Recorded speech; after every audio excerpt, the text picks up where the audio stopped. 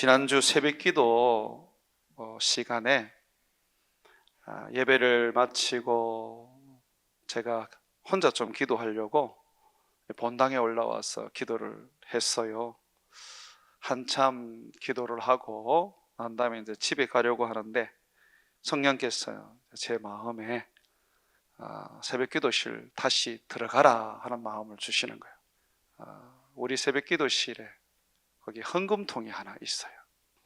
그 헌금통을 열어보라는 겁니다. 그 헌금통은 우리 중고등부 아이들이 예배 드릴 때만 사용을 하거든요.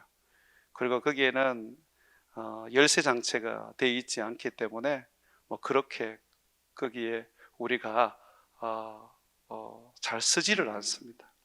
그런데 하나님께서 거기를 열어보라 하는 마음을 주시는 거예요. 너무 강하게 주셔서 거기를 이렇게 열어보았더니 거기에 무명으로 누가 성경금을 하셨더라고요.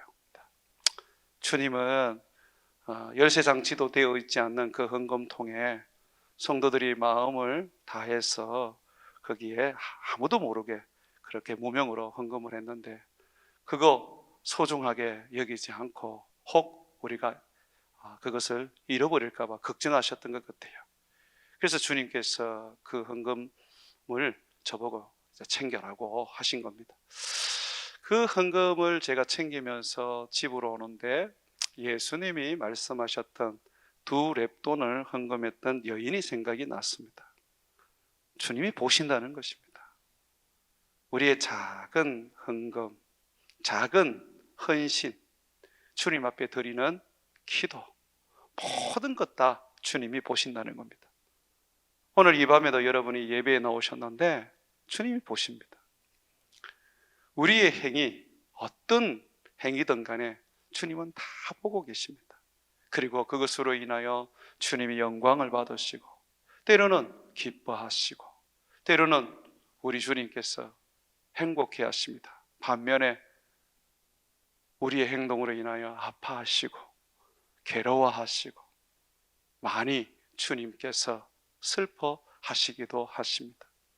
그러므로 여러분들이 살아가는 삶에 어느 순간이든 심지어 잠을 잘 때에도 하나님 앞에 살고 있다는 것을 잊으시면 안 됩니다. 항상 하나님 앞에서 여러분들이 하나님을 기쁘시게 해 드려야 되겠다. 하나님을 내가 영광스럽게 해 드려야 되겠다. 나는 없고 내 안에 예수님만 계신다. 나는 그런 삶을 살아야 되겠다라는 것을 늘 명심하고 사셔야 합니다. 오늘 두아디라 교회에 보면 예수님께서 자기의 모습을 이야기하시는데 불꽃 같은 눈 그리고 그 바른 빛난 추석 같은 모습으로 두아디라 교회에 편지를 한다라고 말합니다. 불꽃 같은 눈, 이 불꽃 같은 눈은 온 세상을 살피시는 주님의 눈이십니다. 우리를 지키시고 보호하시고 우리의 행동 하나하나 주님께서 다 보시는 분이라는 것입니다. 또 하나 빛난 주석 같은 발이라는 것은 주님이 심판자라는 것입니다. 주님은 모든 사람들을 다 보시고 결국은 그들을 그가 보신 대로 심판하십니다.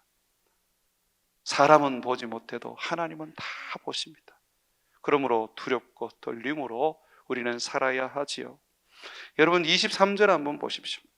23절에 보면 왜 예수님께서 두아디라 교회에 그 눈이 불꽃 같고 그 발이 빛난 주석과 같은 하나님의 아들이 편지한다고 하셨는지를 알 수 있습니다. 그 23절에 보시면 중반절에 모든 교회가 나는 사람의 뜻과 마음을 살피는 자인 줄 알지라. 여러분, 주님은 불꽃같이 우리를 살피시고 보십니다. 우리의 마음을, 우리의 뜻을, 우리의 생각을 관통해서 보시는 분이십니다. 뿐만 아니라 우리가 어떤 뜻을 가지고 어떤 마음을 가지고 살아가는지 주님은 그 행위대로 갚으신다라고 말합니다. 내가 너희 각 사람의 행위대로 갚아주리라고 그렇게 말씀하고 있죠. 빛난 주석과 같은 발을 가지신 주님, 바로 심판자입니다. 그래서 성경은 너희가 하나님을 두렵고 떨림으로 섬기라고 가르치고, 우리를 심판하실 그 심판자 앞에 너희들은 항상 너희 삶에 주의하라고 가르치고 있는 것이죠. 주님은 이 두아디라 교회를 굉장히 칭찬을 하셨습니다. 19절에 보게 되면 내가 너의 사업과, 여기 사업이라는 것은 행위를 말하는 겁니다. 계시록 2장 2절에 보게 되면 에베소 교회에 대하여 말씀하실 때에 행위라는 말이 나오죠. 똑같은 헬라어 단어입니다. 여기서는 사업이라고 한국말로 번역을 했는데, 그러니까 주를 위하여 살아가는 두아디라 교인들의 모든 삶을 이제 사업으로 표현을 한 겁니다. 자, 이 두아디라 교회의 행위, 사업이 뭐냐 보니까 사랑, 믿음, 섬김, 인내라고 말합니다. 내가 너의 사업과 사랑과 믿음과 섬김과 인내를 아노니. 우리나라 말로는 그건 다 붙여가 말했는데, 헬라어로 이렇게 보게 되면 너의 사업, 즉 사랑과 믿음과 섬김과 인내를 내가 안다. 여러분들이 아무도 모르게 오른손이 하는 일 왼손이 모르게 굳이 하셔도 주님 다 아십니다. 아무도 모르게, 누구도 사용하지 않는 헌금통에 헌금을 해도 하나님 다 아십니다. 여러분의 마음이 어떤 마음을 가지고 있고, 하나님 앞에 어떤 기도를 드리고 있고, 어떻게 살아가는지 주님 다 아신단 말입니다. 이 두아디라 교회는 갈수록 그 행위가 점점 나아졌습니다. 내 나중 행위가 처음 것보다 많도다. 주님이 원하시는 이 교회의 모습을 보십시오. 처음에는 주님을 위해서 얼마나 열정이 많고 뜨거움이 큰지 정말 세상도 삼킬 것 같아요. 그러나 시간이 지나면 식어져가지고 그냥 처음 가졌던 신앙보다 더 형편없는 신앙으로 전락돼 버리는 것이 대부분 우리들 아닙니까? 그런데 이 두아디라 교회 보십시오. 갈수록 그 행위가 더 좋아지고 열매가 더 많아져서 우리 주님께서 얼마나 기뻐하시고 축복하는지 몰라요. 이 교회는 에베소 교회와 비교하면 에베소보다 더 헌신적이고, 그리고 충성되어 있고, 행위에 있어서 하나님께 큰 열매를 맺은 교회입니다. 정말 대단한 교회라고 할 수가 있습니다. 우리도 주님을 섬겨 나갈 때에 이렇게 점점 더 이렇게 진보하는 그런 어떤 신앙을 가져야 합니다. 갈수록 자꾸 신앙이 죽어가고 신앙이 자꾸 곤두박질 치면 그건 문제 있습니다. 나중에는 믿음에서 파선하는 그런 큰 어려움을 겪게 될 수도 있습니다. 신앙은 성장해야 돼요. 젖을 먹던 사람은 단단한 밥을 먹을 수 있어야 돼요. 자기를 위하여 살던 사람은 이제는 주를 위하여 죽을 수도 있어야 되는 것이죠.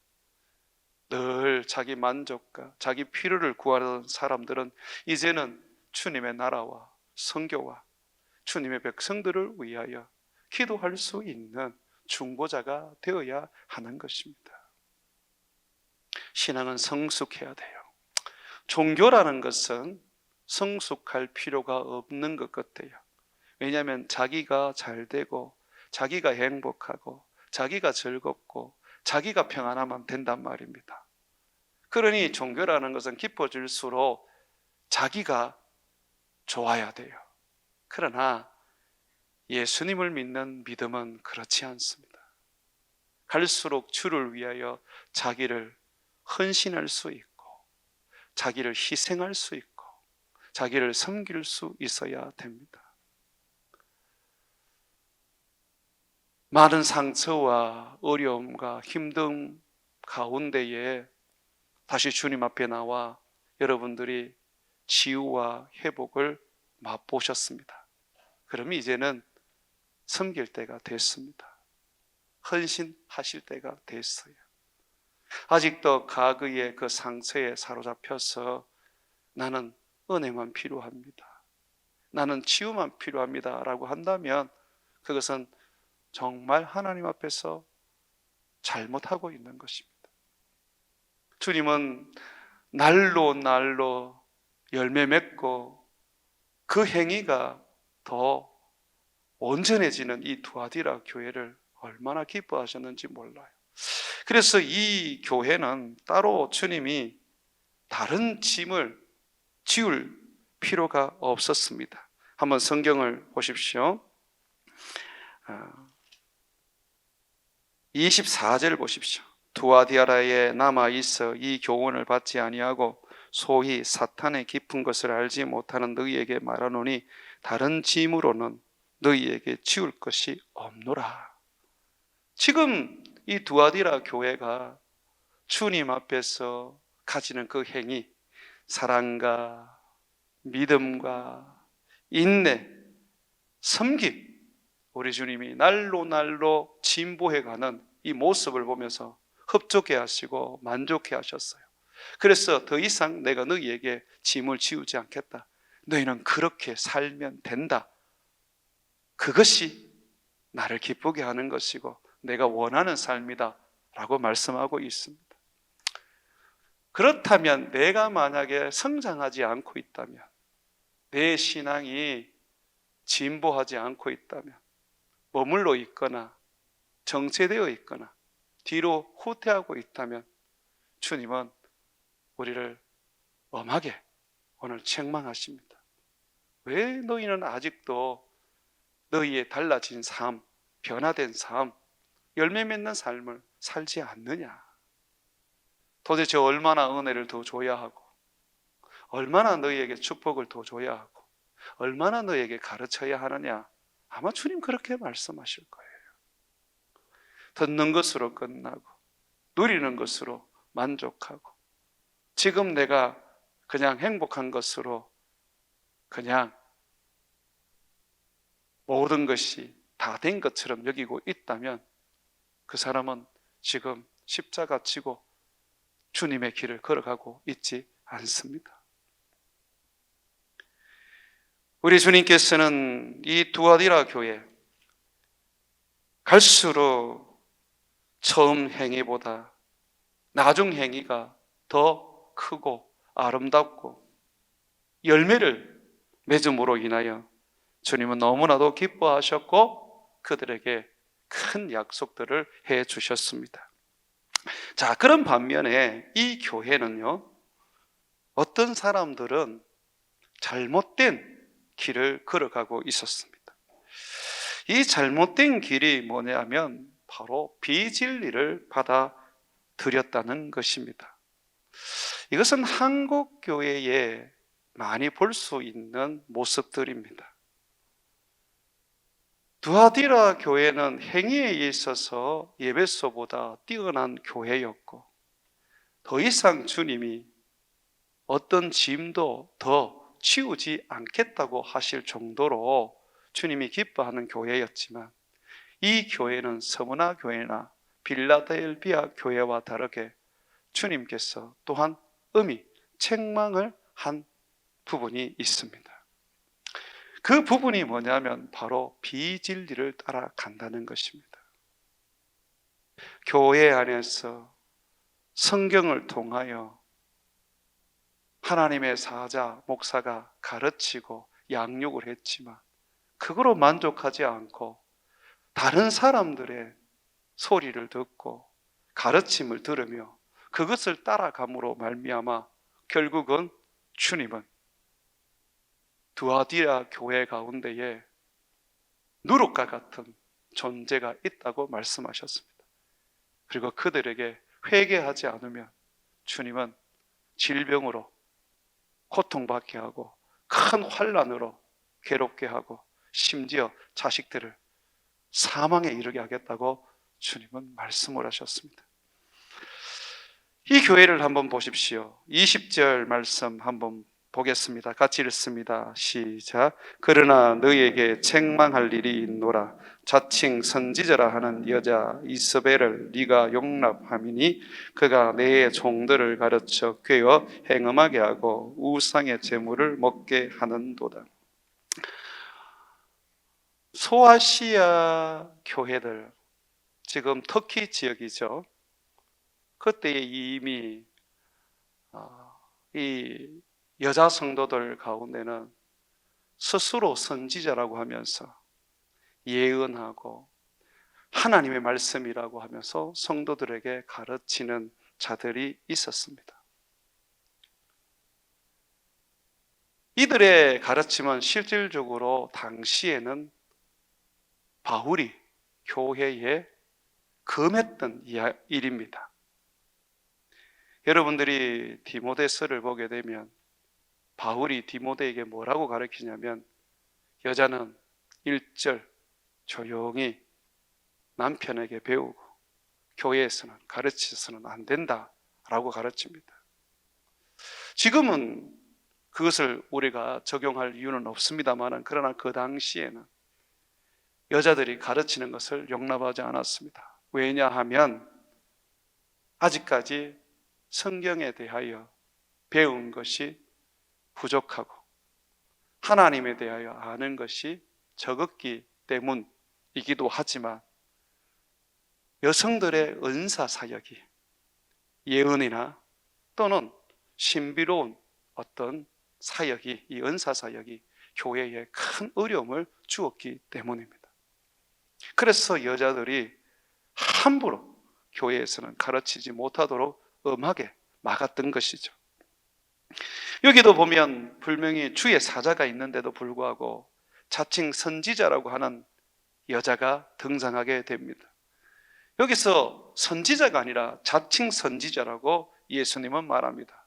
그렇다면 이 자칭 선지자는 바로 적그리스도, 가짜 선지자를 말하는 것입니다. 이들은 성령으로 말미암아 말씀을 가르치고 예언하는 것이 아니라 광명한 천사로 가장한 사단의 음성을 듣고 사단의 가르침을 지금 가르치는 겁니다. 그런데 자기들은 하나님의 선지자, 성령님의 선지자라고 말하는 거예요. 이걸 분별을 해야 되는데 이걸 분별을 못하는 거죠. 분별을 못함으로 말미암아서 결국은 교회가 하나님 앞에서 큰 잘못을 저지르게 되었습니다. 영적으로 음행하게 되었고 영적으로 우상의 음식을 먹게 되는 죄악을 저지르게 되었습니다. 다시 한번 보시죠. 20절 말씀입니다. 그러나 너에게 책망할 일이 있노라. 자칭 선지자라 하는 여자 이사벨을 네가 용납함이니. 여기 보면 이 여자의 이름을 이사벨이라고 말하고 있습니다. 이건 상징이라는 걸 아실 거예요. 교인들 이름 치고 누가 이사벨이라고 짓습니까? 이사벨은 아합의 아내의 이름입니다. 시돈 땅의 공주였죠. 바알과 아세라를 목숨처럼 믿고 섬겼던 사람이고 나중에 북이스라엘의 아합과 결혼하면서 북이스라엘의 하나님의 선지자들을 다 죽이고 거기에 곳곳에 바알과 아세라 신상을 세워서 수많은 바알과 아세라 선지자들을 양성하여서 온 이스라엘을 범죄하게 만들었던 인물이었습니다. 누가 교인으로서 이사벨이라는 이름을 쓰겠습니까? 절대로 안 씁니다. 그런데 성경에서 지금 예수님이 이사벨이라고 말하는 것은 바로 이 여인이 어떤 가르침을 가르쳤는지, 교회에서 선지자로서 어떤 행위를 했는지 알려주기 위한 것입니다. 여러분, 이사벨이라는 거, 이 이세벨이라는 거, 이 이세벨은 바알과 아세라를 숭배했던 왕의 아내였죠. 바알과 이 아세라는 물질의 신, 풍요의 신입니다. 이 바알을 자극을 시키면 하늘에서 비가 내리게 된다고 여깁니다. 그러면 비가 내려지면 곡식을 심고 비가 내려지면 그 곡식이 그 비를 흡수하고 잘 자랄 거 아닙니까? 그래서 이 바알 숭배자들, 아세라 숭배자들은 행음을 했습니다. 신전에서 간음을 했습니다. 그렇게 함으로써 이제 이 바알을 자극시켜서 비를 내리게 만들려고 했던 것이죠. 왜 바알과 아세라를 숭배하는 사람들이 신전에서 그렇게 행음을 하느냐? 그들은 바로 잘 살기 위해서 그랬습니다. 여러분, 물질을 추구하고 그 물질을 구하기 위해서 신앙의 모든 것을 다 올인해 버리면 그것이 비진리고 자칭 선지자라고 하는 이세벨의 교훈을 따라가는 것과 같습니다. 우리는 물질의 마음을 두면 안 됩니다. 성경에는 뭘 가르치냐면 하나님과 물질은 겸하여 섬길 수 없다고 가르칩니다. 우리의 주인은 하나님입니다. 자, 이 물질이라는 것은 내가 하나님을 섬기고 내가 하나님을 위하여 살면 필요하기 때문에 따라오는 도구입니다. 하나님을 구하는 것이지 물질을 구하는 게 아니에요.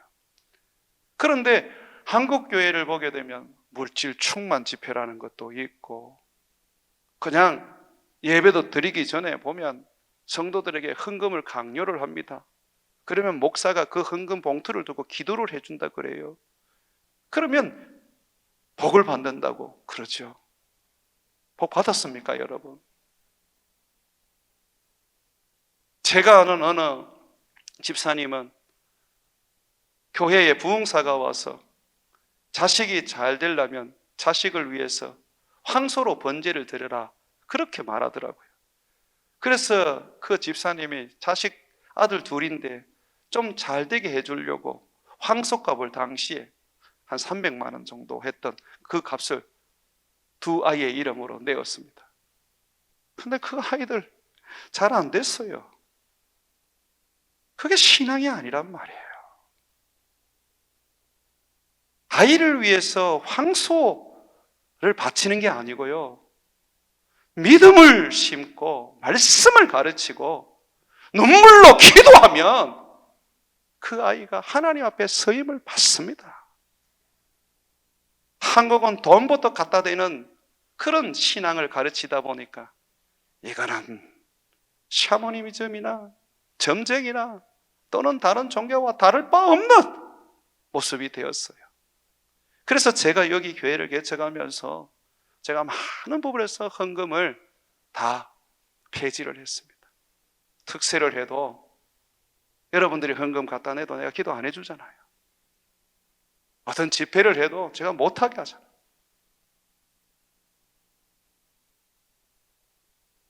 하나님 앞에 여러분들이 바르게 살면요, 하나님이 물질로 축복을 해주시는 것이고, 그 물질이 주어지면 이거 주님 위해서 쓰라는갑다. 내가 이거 가지고 선교도 하고 자녀도 키우고 믿음으로 키우고 구제도 하고 내게 주어진 삶에 있어서 내가 또 일용한 양식으로 삼아야 되겠다. 그렇게 하는 거예요. 목사도 그렇고 장로도 그렇고 권사도 그렇고 10년, 20년, 30년 신앙에도 돈 앞에는 다 무너집니다. 그렇기 때문에 교회가 자칭 선지자 이사벨이라는 바알 숭배자를 따르던 여왕 이사벨과 같이 물질적인 것이 신앙의 중심이 되면 안 되는 겁니다. 사랑하는 여러분, 우리 주님은 이 땅에서 정말 가난하게 사셨어요. 여러분들이 복음서 읽어보면 예수님이 어디 하나 배부르게 살고 등 따시게 산 게 어디 있습니까? 늘 힘들고 가난하고 어렵게 사셨어요. 성전에 들어가도 그 동전 한 입 없었어. 사람들에게 그냥 욕을 얻어먹었어요. 그러므로 신앙의 중심이 돈이 안 됐으면 좋겠어요. 하나님이어야 합니다. 예수님이어야 합니다. 주님이 우리에게 명령하신 선교여야 하고 제자를 길러야 하고 믿음 안에서 하나님을 영화롭게 하는 삶이 되어야 하는 거예요. 그래 살아보십시오.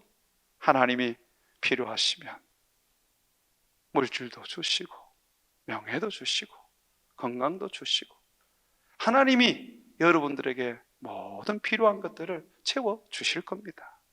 거꾸로 바꾸어서 돈 때문에 예수 믿고 복 받기 위해서 예수 믿는 인생 살지 마십시오. 성경이 말하는 복은 구원입니다. 구원. 요즘은 구원이 돈의 복보다 더 못해져 가지고 그냥 천대받는 모습을 보면서 안타깝습니다. 그 구원이 얼마나 큰 줄 알아요? 예수님이 우리 부자 만들려고 십자가에 죽으신 줄 압니까? 예수님이 우리를 죄에서 구원하시려고 십자가에서 죽으셨습니다. 이걸 우리가 기억하고 살아야 하는 것이죠. 이 이사벨이라는 이름은 또 어떤 의미를 가지고 있느냐면 하나님의 사자를 대적했다는 의미를 가지고 있습니다. 당대에 이사벨이 왕비로 있을 때에 최고의 선지자가 있었어요. 바로 엘리야였습니다. 또 나중에 엘리사가 등장합니다. 열왕기 상과 하에 보게 되면 이 엘리야와 엘리사의 이야기가 굉장히 많이 실려져 있습니다. 굉장한 선지자였고 하나님의 말씀의 종이었습니다. 그런데 이 이세벨이요 3년 6개월 동안 이스라엘에 비가 오지 못하게 했던 말씀 한마디로 이 엘리야를 3년 6개월 만에 비가 오게 했던 이 엘리야를 죽이겠다고 그랬습니다. 사실 바알을 숭배하는데 3년 6개월 동안 비가 한 번도 안 왔어요. 그건 뭘 의미합니까? 바알이 인간이 만든 신, 죽은 신이라는 거예요. 귀신이라는 거예요. 정말 비를 주시고 또는 비를 멈추게 하시는 이는 하나님입니다. 그것을 엘리야가 보여주었어요. 그런데 이 이세벨이 죽이려고 했거든요. 그래서 엘리야가 저기 호렙산까지 도망을 갔습니다. 교회의 말씀 전하는 목사를 대적하는 것은 바로 이런 문제를 야기하는 것입니다. 목사가 말씀과 기도에 전념해서 오직 말씀을 전하도록 만들어줘야 해요. 여러분 계시록을 보십시오. 7교회에 주님이 말씀을 주실 때에 그 교회의 사자, 목사들에게 말씀을 주시지 않습니까? 그러면 목사가 그 말씀을 받아서 교회에 전하는 것입니다. 어디에서 듣도 보지 못한 그런 하나님의 음성을 들었다고 해서 목사를 그냥 잘못 가르치는 사람으로 가르쳐서 자기가 들은 음성이 맞고 자기의 경험이 맞고 자기의 생각이 맞다고 내세우고 그것이 사람들에게 볼 때는 좋아 보여서 따라가게 된 이러한 일들이 바로 두아디라 교회에 있었단 말입니다. 제가 늘 여러분들에게 말하지만은 성경이 아니고는 안 돼요. 성경이 아니고는 안 돼요. 하나님이 주시는 음성을 여러분 들을 수 있어요. 그러나 부분적입니다. 부분적. 그러나 성경은 부분적이 아닙니다. 온전한 말씀입니다. 예언이 있어도 계시가 있으면 예언은 탁 중단해야 돼요. 이 계시가 하나님의 말씀입니다. 이사벨과 같은 인물들은 앞으로 한국 교회에 많이 일어날 것입니다. 또 일어났고 여러분 한번 보십시오. 디모데전서 4장 말씀 한번 펴보십시오. 4장 1절에서 3절 말씀 보십시오. 그러나 성령이 밝히 말씀하시기를 후일에, 지금 말세를 말하는 겁니다. 어떤 사람들이 믿음에서 떠나 미혹하는 영과 귀신의 가르침을 따르리라. 지금 거짓 선지자를 통해서 이사벨과 같고 니골라 당을 세운 니골라와 같은 그런 수많은 이단들의 음성을 따르리라고 말하고 있습니다. 신천지 따라가고 하나님의 교회 따라가고 구원받 따라가는 것은 이상한 게 한 개도 아닙니다. 여기 보십시오. 3절에 보게 되면 혼인을 금하고 어떤 음식물은 먹지 말라고 할 터이나 음식물은 하나님이 지으신 바니 믿는 자들과 진리를 아는 자들이 감사함으로 받을 것이니라. 자, 이 사람들이 뭐라 그러냐면 혼인하지 마, 아무런 음식을 먹지 마. 지금도 그렇게 지키는 사람들이 있죠. 천주교도 마찬가지고. 그런데 뭐라 그래요? 성경은 이것이 귀신의 가르침이라는 거예요. 그런데도 도덕적으로 천주교가 낫다고 천주교로 가요? 귀신의 가르침을 받으러 간단 말이에요. 성경은 우리에게 그렇게 가르치지 않아요. 그러면 우리가 성경을 따라가면 돼요. 목사는 예언에 능이 있어가 될 일이 아닙니다. 성경에 능해야 되는 거예요. 늘 성경을 연구하고 이것이 주님의 가르침인가 상고하고 살펴서 고민해서 그 말씀을 여러분들에게 전해 주어야 하는 거예요. 영빨 있는 목사가 어디 있습니까? 제가 전도사 때 좀 영빨이 있었거든요. 근데 보니까 그냥 예수님을 믿을 생각은 안 하고 그냥 나를 믿으려고 쫓아다니는 사람들이 많더라고요. 제가 그거 보면서 알았어요. 은사는 자칫 잘못하면 은사 가진 사람을 죽이는구나. 결국은 적그리스도가 되고 거짓 선지자가 될 수 있겠구나. 처음부터 이단들이 이단으로 시작했습니까? 다 예수 믿는 그 순수한 신앙으로 시작해서 어느 날부터 전부 다 이단이 되어버렸죠. 주님께서는 우리에게 바로 이렇게 하나님의 말씀을 대적하는 자를 이세벨이라고 말하고 있습니다. 여러분, 말씀입니다. 이걸 놓치면 안 돼요. 바울이요, 디모데에게 두 번째 서신 디모데 후서를 쓰는데 많은 이단들이 일어날 것이라는 것을 얘기하면서 또 성도들이 믿음에서 떠나고 말씀에서 떠날 것을 이야기를 해줍니다.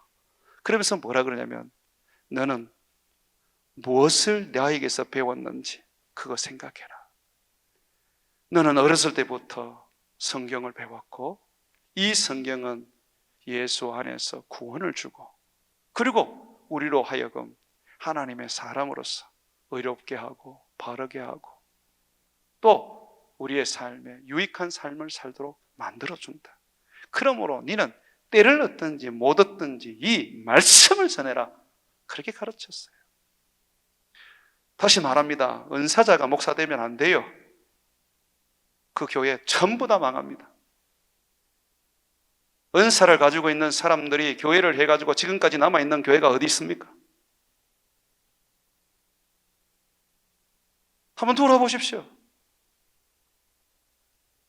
흰 옷 입고 온 대로 막 병 고친다고. 병은 고쳤을지 모르지만 결국은 그 교회들 다 사라졌습니다. 우리 교회도 은사로 가면 사라지는 거예요. 우리 교회는 말씀으로 가야 돼요. 그 말씀 아래에서 예언도 있고 방언도 있고 환상도 있고 성령의 은사가 존재해야 하는 거죠. 이것이 질서입니다. 질서. 이게 안 되고 그냥 내가 하나님의 음성을 들었다고 그냥 교회에서 모든 것들을 그냥 다 해버리면 결국은 교회는 망하는 겁니다. 교회는 성경이 움직여야 합니다. 오직 계시는 하나님의 성경 안에 다 담겨져 있습니다. 그렇기 때문에 우리는 이 말씀을 가르치는 데에 전념해야 되고, 이 말씀을 가르칠 수 있는 제자들을 길러야 돼요. 선교사도 말씀에 능한 자, 목사도 말씀에 능한 자가 되어야 하는 거예요. 기도 좀 한다고, 40일 금식한다고 목사 될 것 같으면 아무나 다 목사를 하면 되지 않습니까? 그래서 목사는 반드시 신학을 해야 됩니다. 어문대 가서 하면 안 되고요, 제대로 된 학교에서 정규 과정을 밟고 공부도 하고, 그리고 성도들에게 인정도 받아야 합니다. 아, 이 사람이 성경에 능하구나. 아, 이 사람이 성경을 아는구나. 우리 교회 집사님 한 분이 성경이 읽혀지네 강사로 계시는데, 그걸 교육하면 때로는 목사들만 모아서 교육을 한대요. 세상이 어떻게 되려고. 목사가 지금 집사 밑에 들어가서 성경을 배우고 있습니다. 부끄럽고 정말 한심한 노릇입니다. 그러니 교회가 무슨 능력이 있고 힘이 있겠습니까? 그냥 다 무너지는 거지. 교회 성장만 하면 됩니까? 번영만 하면 됩니까? 사람만 모으면 됩니까? 그러고 같으면 은사가 최고지 않습니까? 그게 너무 교회입니까? 교회는 진리를 파수해야 돼요. 교회는 진리의 기둥이라고 그랬단 말이에요. 예수 그리스도의 그 말씀을 땅끝까지 전하고 주님 오시는 날까지 대대 자손들에게 이어서 가르칠 수 있는 진리 파수, 이것이 교회의 어뜸되는 사명이고 이것이 전부가 될 수 있기도 해야 합니다.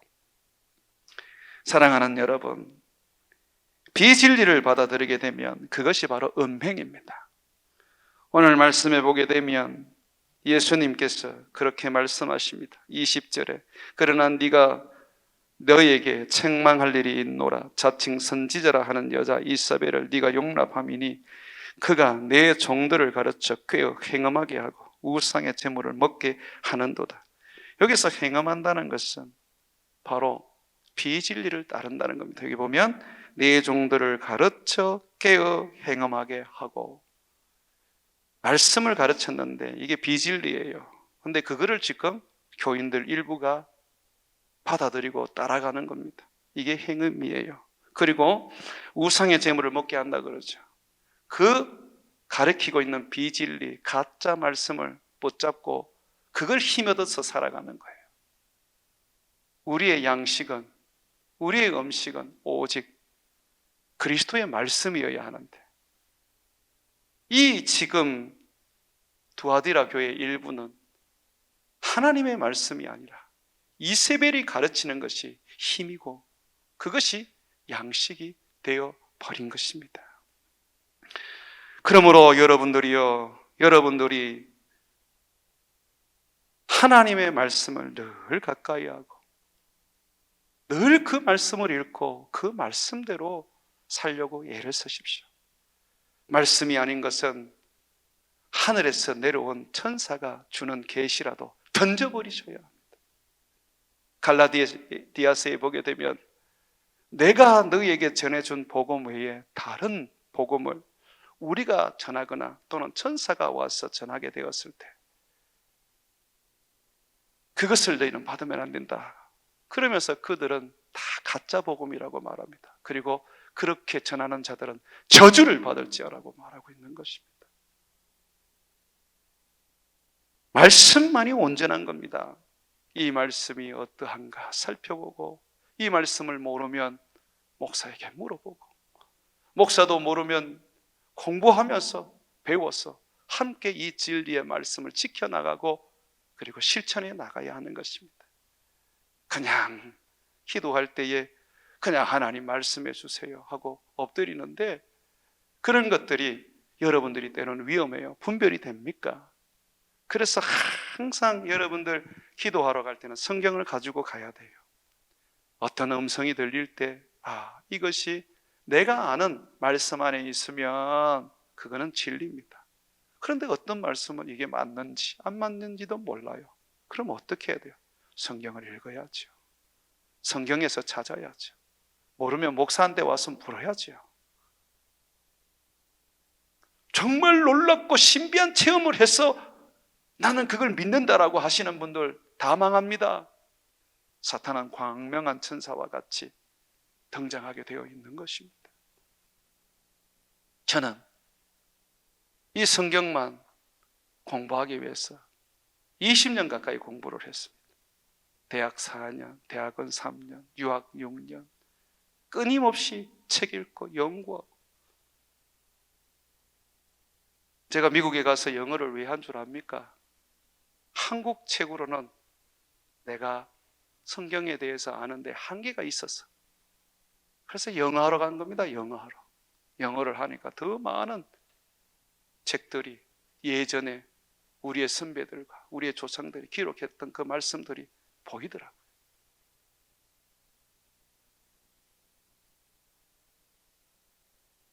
사랑하는 여러분, 제가 없더라도 나중에 담임 목사 뽑을 때에 영빨 있는 사람 뽑지 말고 성경에 능한 말씀의 사람을 뽑으십시오.